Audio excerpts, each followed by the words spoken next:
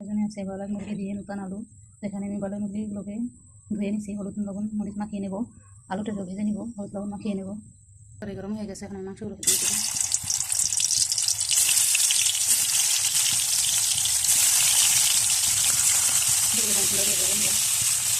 মুরগির মাংসগুলো ভাজা হয়ে গেছে, এখন আমি মাখিয়ে নেব, দিয়ে দেবো। আলুগুলোকে ভালো করে ভেজে নেব।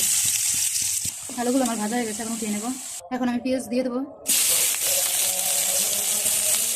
পেঁয়াজটাকে ভেজে নেব। পেঁয়াজটা ভাজা হয়ে গেছে, এখন আমি গরম মশলাগুলো দিয়ে দেবো প্রথমে, তারপর দিয়ে দেবো বাটা মশলা, জিরা বাটা দিয়ে দিচ্ছি। এখন গুঁড়া মশলাগুলো দিয়ে দেবো, মশলাগুলো দিয়ে দিচ্ছি। এখন সামান্য পরিমাণ পানি দিয়ে আমি মশলাটাকে সুন্দর করে কষিয়ে নেব। মশলাটা কষানো হয়ে গেছে, তেল ছেড়ে দিচ্ছি। এখন ভেজে রাখা মাংসগুলো আর আলুগুলোকে আমি দিয়ে দেবো, মশলার সাথে সুন্দর করে কষিয়ে নেব। মাংসটাকে আমার কষানো হয়ে গেছে, এখন আমি পরিমাণ মতন পানি দিয়ে এটাকে রান্না করে নেব। পানি দেওয়া হয়ে গেছে, এখন এটাকে আমি ঢেকে দিব। মুরগির মাংসটা প্রায় রান্না হয়ে গেছে, এখন এটাকে আমি নামিয়ে নেব। এসে আমার ব্রয়লার মুরগি দিয়ে নতুন আলু রান্না। ভিডিওটি ভালো লাগলে অবশ্যই লাইক কমেন্টস করবেন আর আমার পেজটাকে ফলো দিবেন।